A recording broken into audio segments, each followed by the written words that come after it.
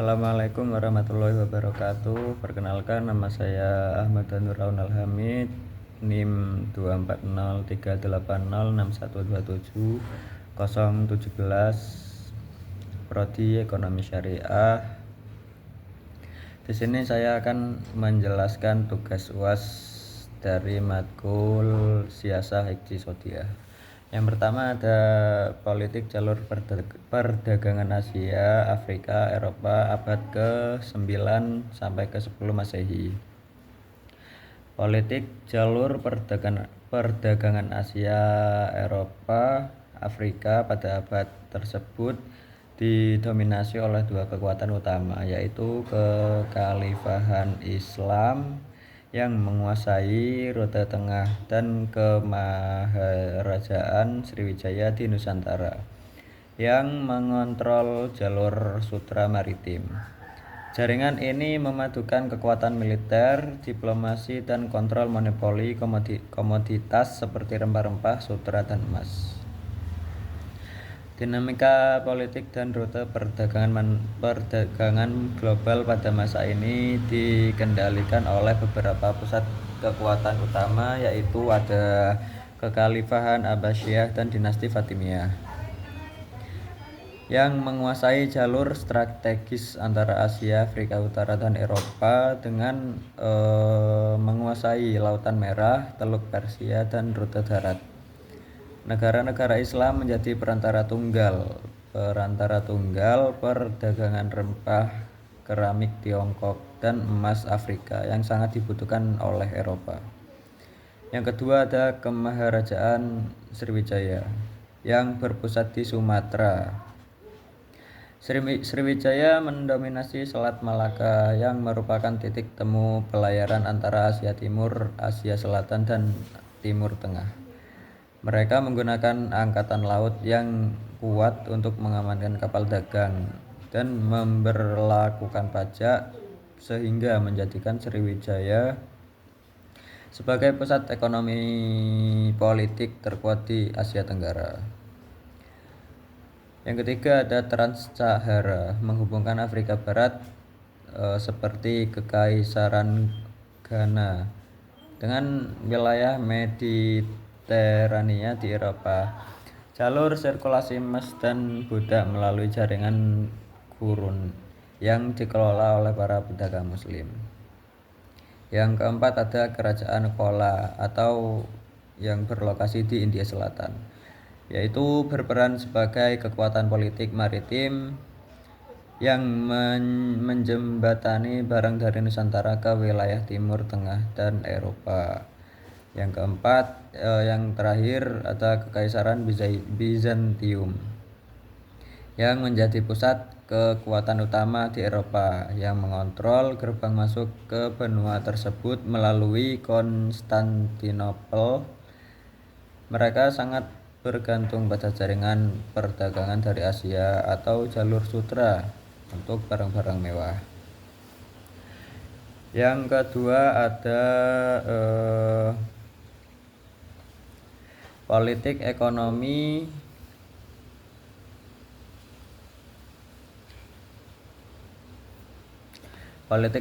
bekas dinasti Mughal atau India, Pakistan, dan Bangladesh. Secara historis, kebijakan ekonomi dinasti Mughal bertumpu pada sejak pertanian dan perdagangan. Setelah keruntuhan dan pembagian wilayah di era kolonial Inggris pada tahun 1947,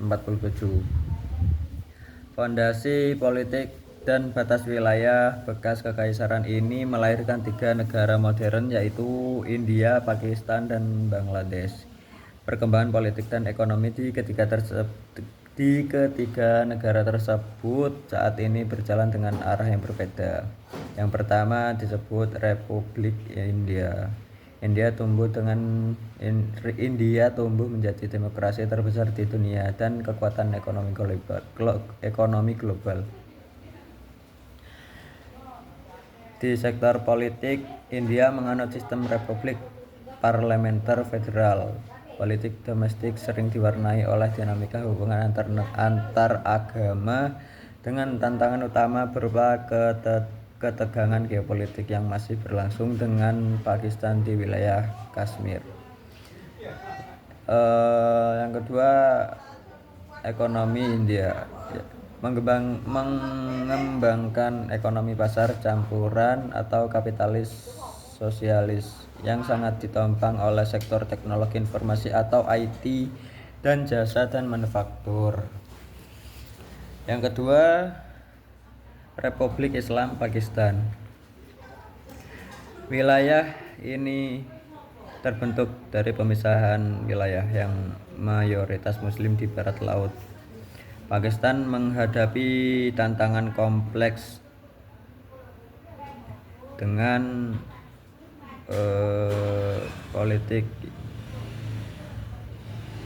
sistem politiknya hibrida, di mana demokrasi parlementer sering kali diwarnai oleh intervensi militer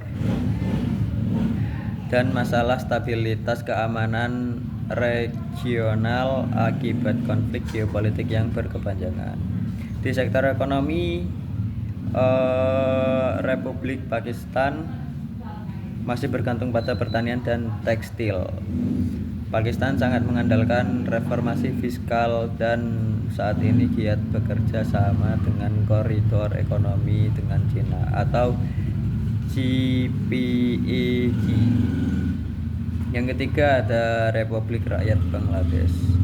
Dahulu dikenal sebagai Pakistan Timur dan merupakan bagian dari wilayah kekuasaan Mughal yang subur.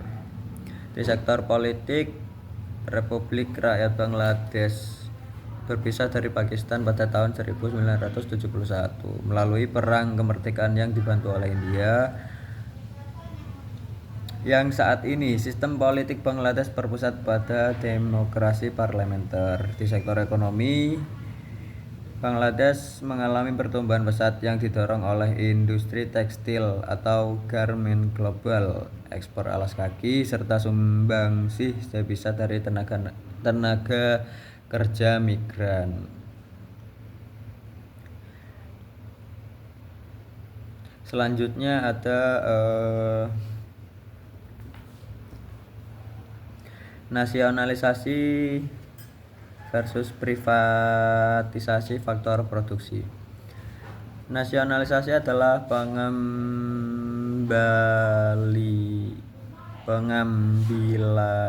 pengambil alihan kendali atau kepemilikan faktor produksi dari swasta menjadi milik negara, sedangkan privatisasi adalah penjualan aset atau perusahaan negara kepada pihak investor swasta.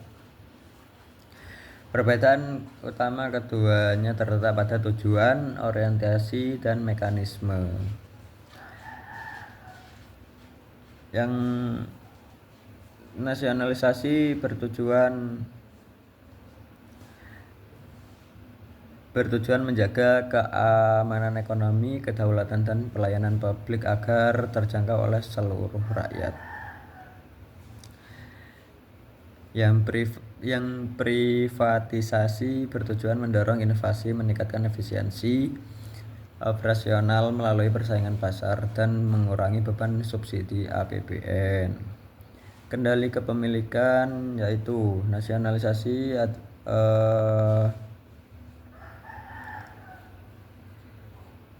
mempunyai aset dan alat produksi sepenuhnya dipegang oleh pemerintah, misal melalui pembentukan BUMN. Privatisasi saham atau aset dialihkan secara penuh atau sebagian kepada perorangan dan korporasi swasta. Di sektor regulasi dan monopoli, nasionalisasi sering diterapkan pada monopoli alamiah seperti listrik, air, dan kereta api untuk mencegah eksploitasi konsumen. Privatisasi membuka pasar untuk persaingan bebas, namun rentan menciptakan monopoli swasta jika tidak diawasi oleh ketat oleh badan usaha milik negara atau BUMN.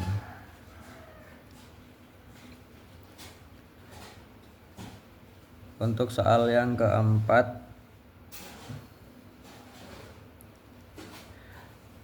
ada kinerja ekonomi negara-negara OKI dan peranan IDB terhadap kelangsungan ekonomi negara OKI.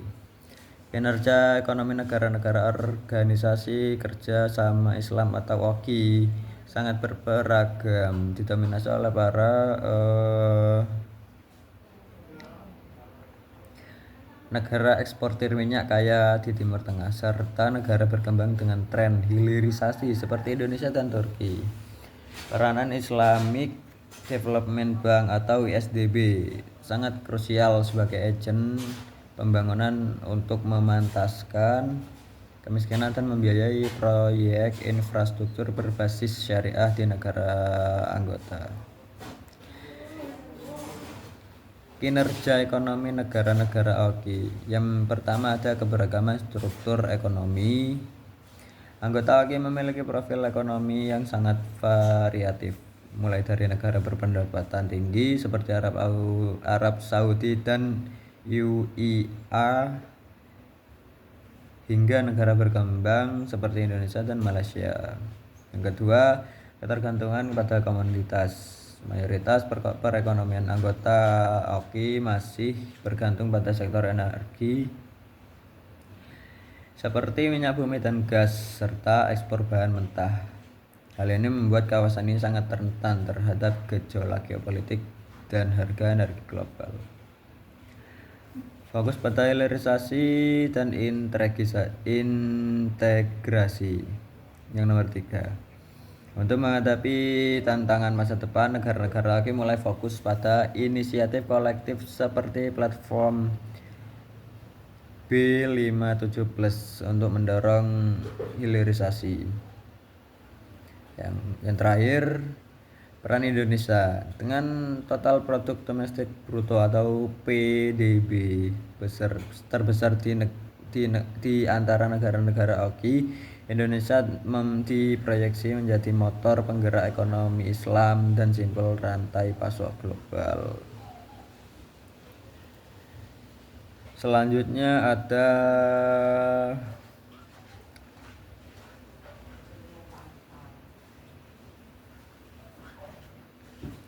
dinamika politik ekonomi Islam di negara-negara Asia Tenggara. Dinamika politik dan ekonomi Islam di Asia Tenggara sangat beragam sebagai terbagi antara negara-negara dengan penduduk mayoritas Muslim yang berhasil mengintegrasikan nilai-nilai Islam ke dalam struktur ketenaga kerjaan dan sistem ekonomi modern, serta negara mayoritas Islam yang memperjuangkan hak sosial dan ekonomi mereka. Yang pertama ada politik dan ekonomi Islam di negara mayoritas Muslim seperti Indonesia, Malaysia, dan Brunei Darussalam, yang mengembangkan ekonomi syariah sebagai pilar penting dalam pembangunan nasional yang sejalan dengan cita-cita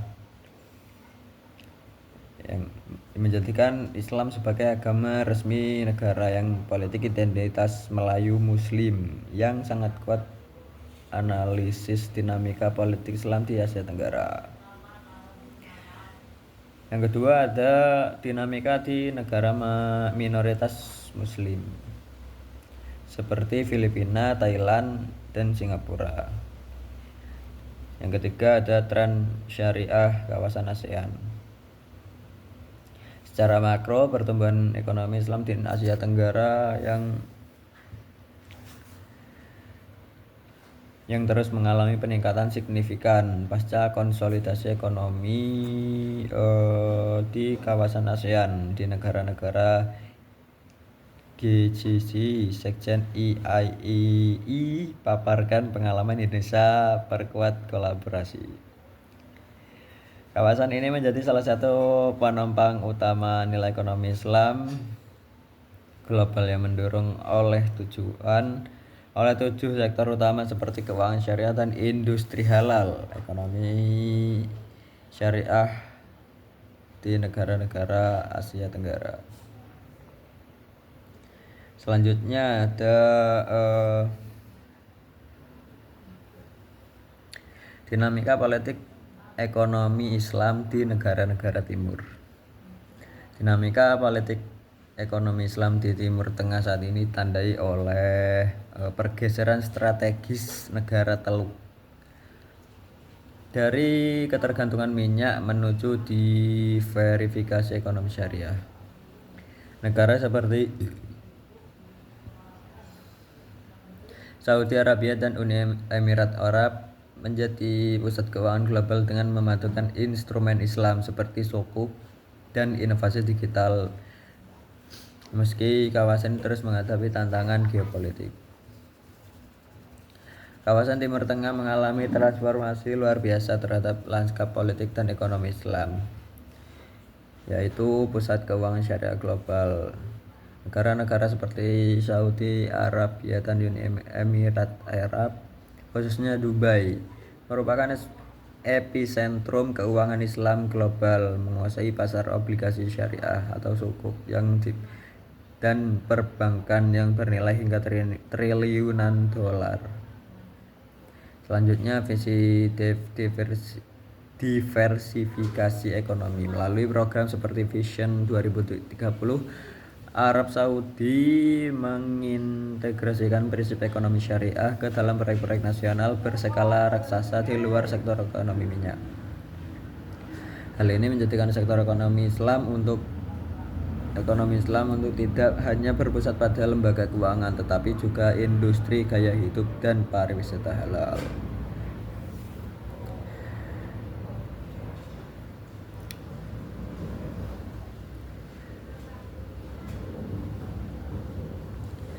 Selanjutnya ada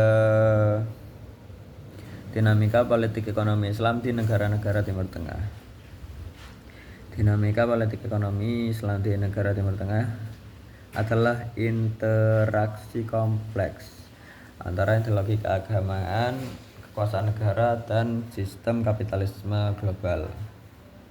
Fenomena ini didorong oleh upaya memadukan prinsip syariah dengan modernisasi pengelolaan kekayaan energi serta pergerakan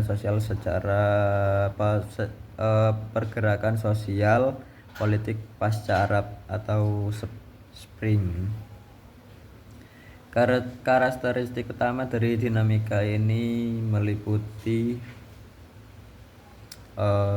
integrasi keuangan syariah, politik minyak, dan diversifikasi ekonomi.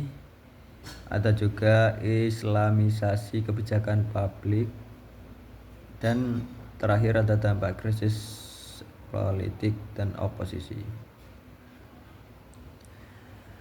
Untuk soal yang terakhir ada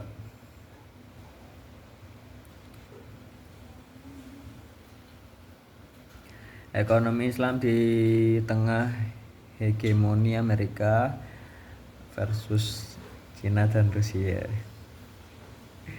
Ekonomi Islam hadir sebagai alternatif sistem yang menawarkan keadilan sosial, larangan riba, serta pembagian kekayaan secara merata. Di tengah dominasi kapitalisme Amerika Serikat serta sosialisme dan kapitalisme gabungan Cina dan Rusia, sistem ini menyeimbangkan kebebasan individu dengan tanggung jawab kolektif.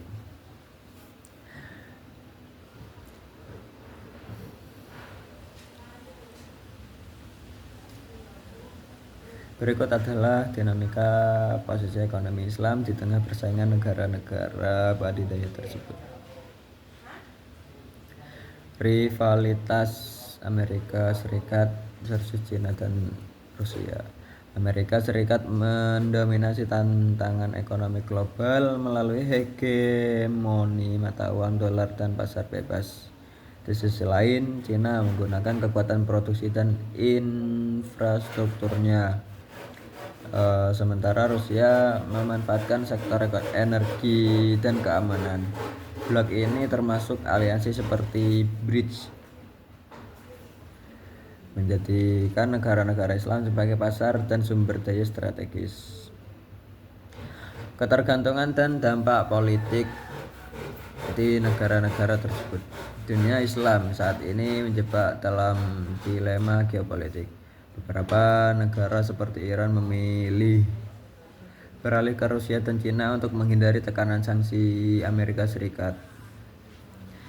Sementara itu, negara-negara Teluk dan Asia Selatan menyeimbangkan kebutuhan antara Amerika Serikat dan Cina demi stabilisasi. Perang dagang antar blok ini seringkali mengganggu rantai pasok dan memicu gejolak ekonomi di negara-negara Muslim.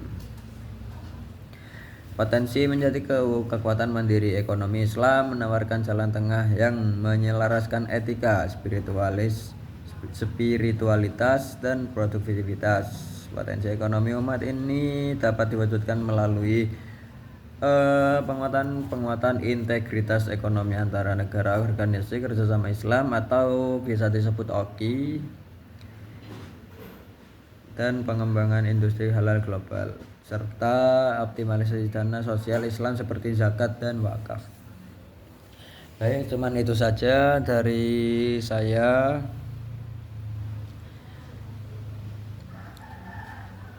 Sekian dari saya. Wassalamualaikum warahmatullahi wabarakatuh.